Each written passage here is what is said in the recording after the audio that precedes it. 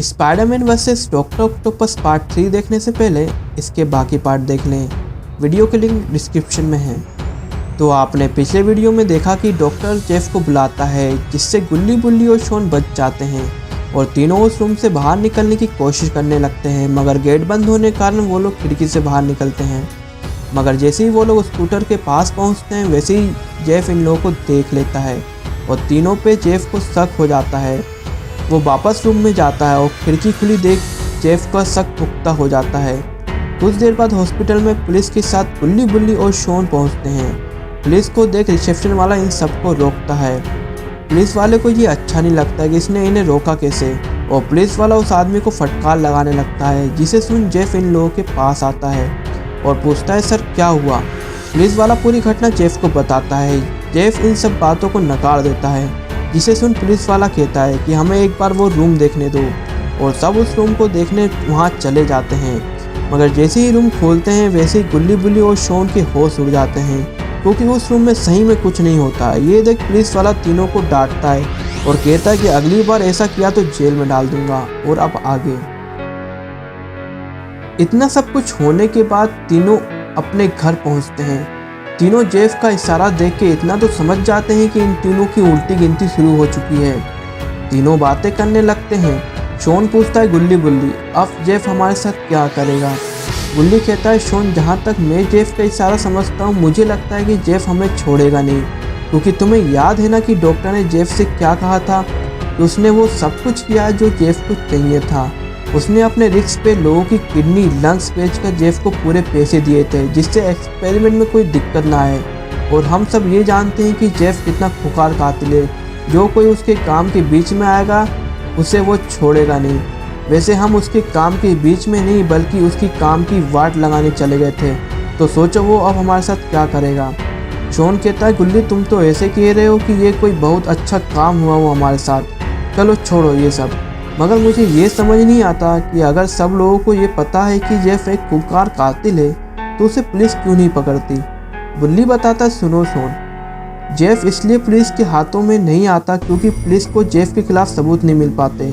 अगर किसी को मिल भी जाए तो जेफ उसे मार देता है, जिससे वो आदमी पुलिस को सबूत देने लायक ही नहीं बचता, जैसे हमारे साथ हुआ। हमने तो सोचा था कि जेफ को अब पुलिस गिरफ्तार कर लेगी, मगर तुमने देखा ना कि कैसे जेफ ने वो सारे सबूत हटा दिए थे जिससे जेफ बच सके।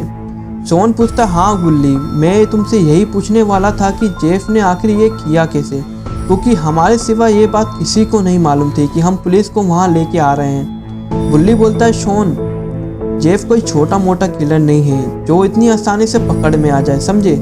जब उसने हमें रोका था तभी उसे हम पे शक हो गया था। शायद वो हमारे जाने के बाद उस रूम को चेक करने गया हो और उसे उस रूम में इमरजेंसी खिड़की खुली दिख गई हो और उसने वो सब चीज़ें वहाँ से हटा ली हो। अगर कोई इस रूम में वापस भी आता है तो किसी को शक ना हो। शॉन बोलता है, वाह बुल्ली, तुम्हारा दिमाग तो बहुत अच्छा है, मगर बुल्ली अब हम क्या करें। बुल्ली बोलता है, शॉन अगर हमें जेफ से बचना है तो हमें जेफ के खिलाफ पुलिस को सबूत देने होंगे, तभी हम उस खूनी जेफ से बच सकते हैं। गुल्ली बोलता है, बुल्ली मगर हम उसके खिलाफ सबूत कैसे ढूंढेंगे। गुल्ली कहता है, गुल्ली अब समय आ गया है कि हमें अब बाबा की मदद लेनी पड़ेगी। गुल्ली और शॉन कहते हैं, हाँ सही कह रहे हो तुम बुल्ली, अब बाबा ही हमारी मदद कर सकते हैं। और तीनों बाबा के घर निकल जाते हैं।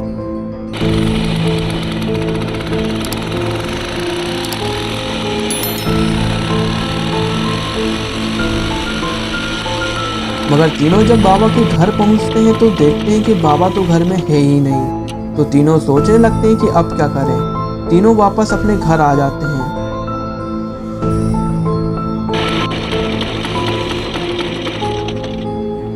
गुल्ली बुल्ली कहते हैं, सुनो शॉन, अभी तो बाबा घर पे नहीं है, तो हम बाबा का इंतजार करते हैं। जैसे ही बाबा घर वापस आ जाएंगे, वैसे ही अपन जेफ की पुंगी बजा देंगे, समझे।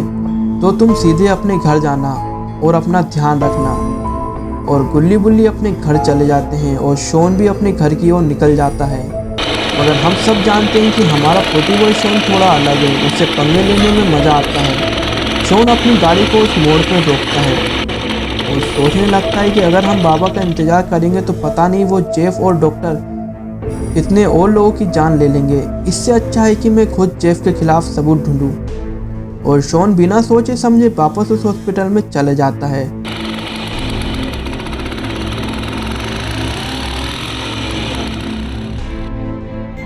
इधर जेफ उस रिसेप्शन वाले लड़के से बात करता है। जेफ कहता है, देखो अगर पुलिस वापस यहाँ आती है कुछ देखने या कुछ पूछने तो मना मत करना, वो जो देखना चाहे देखने देना। अगर वो कुछ मेरे बारे में पूछे तो बोल देना कि मेरा यहाँ से ट्रांसफ़र हो गया है। अगर पुलिस वाला या कोई और तुमसे ये पूछे कि कहाँ ट्रांसफ़र हुआ तो बोल देना कि मुझे नहीं मालूम, समझे। और जेफ हॉस्पिटल के बाहर आके किसी का इंतज़ार करने लगता है।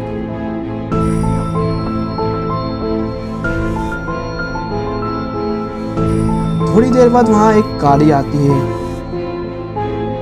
और जेफ उस गाड़ी में बैठकर निकल जाता है। और ये सब हमारा पोटी बॉय शॉन भी देख रहा होता है, मगर वो ये नहीं समझ पाता कि ये गाड़ी वाला कौन था और ये लोग आखिर कहाँ जा रहे हैं। ये सब जानने के लिए शॉन हॉस्पिटल के रिसेप्शन बॉय के पास जाता है और उससे पूछता है क्यों ये जेफ किसके साथ और कहाँ गया है।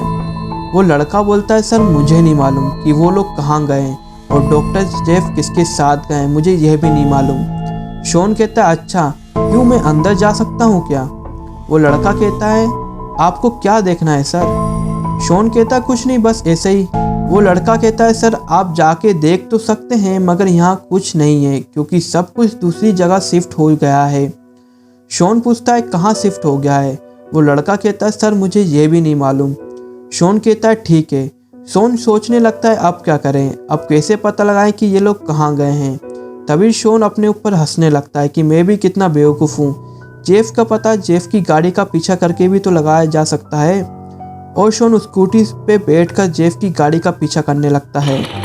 कुछ दूर जाने के बाद शॉन को जेफ की गाड़ी दिखती है और तेज़ी से उस गाड़ी का पीछा करते हुए शॉन जेफ की गाड़ी के पीछे पहुँचता है, जहाँ जेफ की गाड़ी एक मोड़ पर मुड़ती है।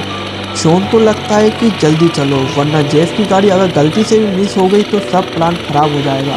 और शॉन भी वहीं से अपनी स्कूटी मोड़ता है और देखता है कि जेफ की गाड़ी वहीं रुक गई है और जेफ अंदर जा रहा है, मगर जो गाड़ी चला रहा था वो जेफ के साथ नहीं जा रहा। जैसे ही जेफ अंदर जाता है वैसे ही वो गाड़ी वाला वहाँ से निकल जाता है। शॉन मौके का फ़ायदा उठाते हुए अपनी स्कूटर वहीं छोड़ देता है जिससे किसी को स्कूटर देख के शक ना हो। और शॉन जल्दी जल्दी चुपचाप वहां पहुंचता है जहां जेफ गया था।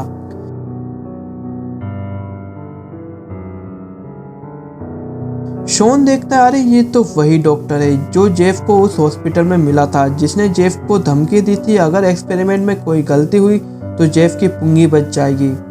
डॉक्टर जेफ से कहता है, क्यों जेफ, तुम्हें यहाँ आते हुए किसी और ने तो नहीं देखा ना? जेफ कहता है, नहीं डॉक्टर, किसी ने नहीं देखा।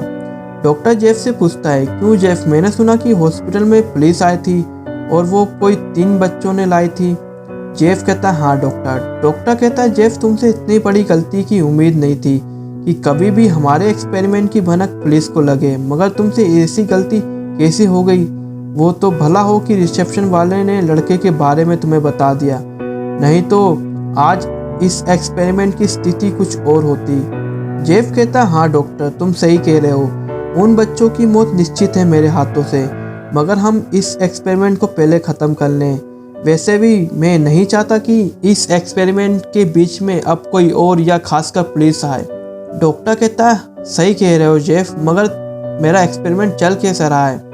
जेफ कहता है, हाँ डॉक्टर, तुम्हें एक चीज़ दिखानी थी जिसे देख के तुम्हारी तबीयत ठीक हो जाएगी। डॉक्टर कहता है, अच्छा चलो तो दिखाओ। जेफ और डॉक्टर उस रूम में जाते हैं जहाँ डॉक्टर खुश हो जाता है जेफ का एक्सपेरिमेंट देख के। डॉक्टर कहता है, वाह जेफ, तुमने तो दिल खुश कर दिया, मगर ये काम कैसे करेगा? जेफ कहता है, डॉक्टर ये वो सब कुछ कर सकता है जो आप चाहते हो। डॉक्टर कहता है, तो चलो मैं तैयार हूँ, बताओ क्या करना है। जेफ कहता है, डॉक्टर अभी नहीं। डॉक्टर कहता है, क्यों, अभी क्यों नहीं जेफ? जेफ बताता है, डॉक्टर अभी हम एक जिंदा इंसान को ढूंढ रहे हैं जिसपे इसका एक्सपेरिमेंट पहले किया जाएगा। अगर सब कुछ ठीक रहा तो इसके बाद आपको ये एक्सपेरिमेंट यूज़ करने की अनुमति दी जाएगी जिससे आपको कोई दिक्कत ना हो। डॉक्टर कहता है, वाह जेफ, तुम्हें ऐसे ही जेफ द किलर नहीं कहते, तुम्हारा दिमाग बहुत बढ़िया है। तभी बाहर से आवाज़ आती है जेफ देखो मैं तुम्हारे लिए क्या लाया हूँ, एक जासूस। जेफ और डॉक्टर बाहर आते हैं। जेफ कहता अरे वाह, ये तो वही बच्चा है जिसने मेरी नाक में दम कर दिया था। शॉन ये सब देख के डर जाता है। तभी पीछे से आवाज़ आती है, हिलना नहीं लड़के, वरना इसी बंदूक से तुम्हारे सर में छेद कर दूंगा, समझे। जेफ कहता है नहीं, इसको तो मैं मारूंगा। और जेफ शॉन के मारने के लिए उसके पास चले जाता है। तो क्या गुल्ली बुल्ली को पता लग पाया कि शॉन मरने वाला है, या शॉन को पता लग पाया कि उसके पीछे आखिर किसने बंदूक तानी है।